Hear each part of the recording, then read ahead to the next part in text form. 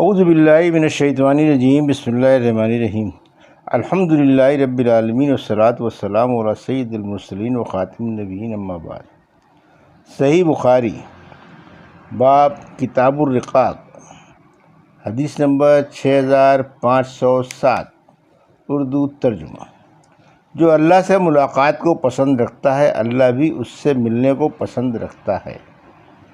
ہم سے حجاج نے بیان کیا، کہا ہم سے حمام نے، کہا ہم سے قتادہ نے، ان سے انس رضی اللہ عنہ نے، اور ان سے حضرت عبادہ بن صامت رضی اللہ عنہ نے کہ رسول اللہ صلی اللہ علیہ وسلم نے فرمایا، جو شخص اللہ سے ملنے کو دوست رکھتا ہے، اللہ بھی اس سے ملنے کو دوست رکھتا ہے، اور جو اللہ سے ملنے کو پسند نہیں کرتا، اللہ بھی اس سے ملنے کو پسند نہیں کرتا۔ اور عائشہ رضی اللہ عنہا یا آنس صلی اللہ علیہ وسلم کی بعض ازواج نے عرض کیا کہ مرنا تو ہم بھی نہیں چاہتے، پسند کرتے۔ آنس صلی اللہ علیہ وسلم نے فرمایا کہ اللہ سے کے ملنے سے موت مراد نہیں ہے، بلکہ بات یہ ہے کہ ایماندار آدمی کو جب موت آتی ہے تو اسے اللہ کی خوشنودی اور اس کے یہاں اس کی عزت کی خوشخبری دی جاتی ہے۔ اس وقت مومن کو کوئی چیز اس سے زیادہ عزیز نہیں ہوتی جو اس کے آگے اللہ سے ملاقات اور اس کی رضا اور جنت کے حصول کے لیے ہوتی ہے۔ اس لیے وہ اللہ سے ملاقات کا خواہش مند ہو جاتا ہے، اور اللہ بھی اس کی ملاقات کو پسند کرتا ہے۔ اور جب کافر کی موت کا وقت قریب آتا ہے تو اسے اللہ کے عذاب اور اس کی سزا کی بشارت دی جاتی ہے۔ اس وقت کوئی چیز اس کے دل میں اس سے زیادہ ناگوار نہیں ہوتی جو اس کے آگے ہوتی ہے۔ وہ اللہ سے جا ملنے کو ناپسند کرنے لگتا ہے، پس اللہ بھی اس سے ملنے کو ناپسند کرتا ہے۔ ابو داؤد، طیالسی اور عمر بن مرزوق نے اس حدیث کو شعبہ سے مختصراً روایت کیا ہے، اور سعید بن ابی عروبہ نے بیان کیا، ان سے قتادہ نے، ان سے زرارہ بن ابی اوفا نے، ان سے سعد نے، اور ان سے عائشہ رضی اللہ عنہا نے نبی کریم صلی اللہ علیہ وسلم سے روایت کیا۔ حدیث نمبر 6508، اردو ترجمہ۔ مجھ سے محمد بن علاء نے بیان کیا، کہا ہم سے ابو اسامہ نے، ان سے یزید بن عبداللہ نے، ان سے ابو بردہ نے، ان سے ابو موسیٰ اشعری رضی اللہ عنہ نے کہ نبی کریم صلی اللہ علیہ وسلم نے فرمایا، جو شخص اللہ سے ملنے کو پسند کرتا ہے، اللہ بھی اس سے ملنے کو پسند کرتا ہے، اور جو شخص اللہ سے ملنے کو ناپسند کرتا ہے، اللہ بھی اس سے ملنے کو ناپسند کرتا ہے۔ حدیث نمبر 6509، اردو ترجمہ۔ مجھ سے یحییٰ بن بکیر نے بیان کیا، کہا ہم سے لیث بن سعد نے بیان کیا، ان سے عقیل بن خالد نے، ان سے ابن شہاب نے کہا،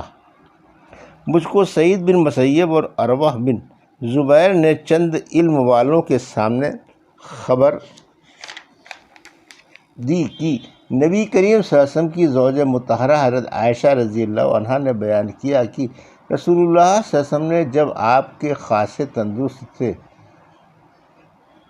فرمایا تھا، کسی نبی کی اس وقت تک روح قبض نہیں کی جاتی جب تک کہ جنت میں اس کے رہنے کی جگہ اسے دکھا نہ دی جاتی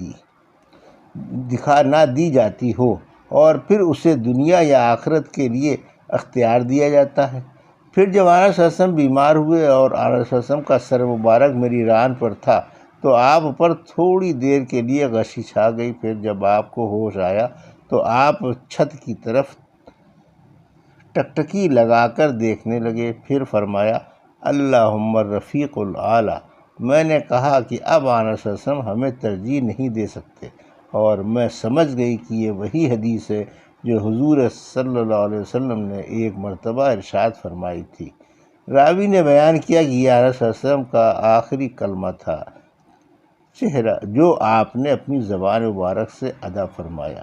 یعنی یہ ارشاد کہ اللہم الرفیق الاعلیٰ، یعنی یا اللہ مجھ کو بلند رفیقوں کا ساتھ پسند ہے۔ حدیث نمبر 6510، اردو ترجمہ۔ موت کی سختیوں کا بیان۔ ہم سے محمد بن عبید بن میمون نے بیان کیا، انہوں نے کہا ہم سے عیسیٰ بن یونس نے بیان کیا، ان سے عمر بن سعید نے بیان کیا، انہوں نے کہا مجھ کو ابن ابی ملیکہ نے خبر دی، انہیں حضرت عائشہ رضی اللہ عنہ کے غلام ابو عمرو ذکوان نے خبر دی کہ ام المومنین حضرت عائشہ صدیقہ رضی اللہ عنہا کہا کرتی تھی کہ رسول اللہ صلی اللہ علیہ وسلم کی وفات کے وقت آپ کے سامنے ایک بڑا پانی کا پیالہ رکھا ہوا تھا جس میں پانی تھا۔ یہ عمر کو شبہ ہوا کہ یہ ہانڈی کا کنڈا تھا۔ آنس وسلم اپنا ہاتھ اس برتن میں ڈالنے لگے اور پھر اس ہاتھ کو اپنے چہرے پر ملتے اور فرماتے اللہ کے سوا کوئی معبود نہیں، بلا شبہ موت میں تکلیف ہوتی ہے۔ پھر آپ اپنا ہاتھ اٹھا کر فرمانے لگے، پھر رفیق الاعلیٰ، یہاں تک کہ آپ کی روح مبارک قبض ہو گئی اور آپ کا ہاتھ جھک گیا۔ حدیث نمبر 6511 اردو ترجمہ۔ مجھ سے صدقہ نے بیان کیا، کہا ہم کو عبدہ نے خبر دی، انہیں حشام نے، انہیں ان کے والد اور ان سے عائشہ رضی اللہ عنہ نے بیان کیا کہ چند بدوی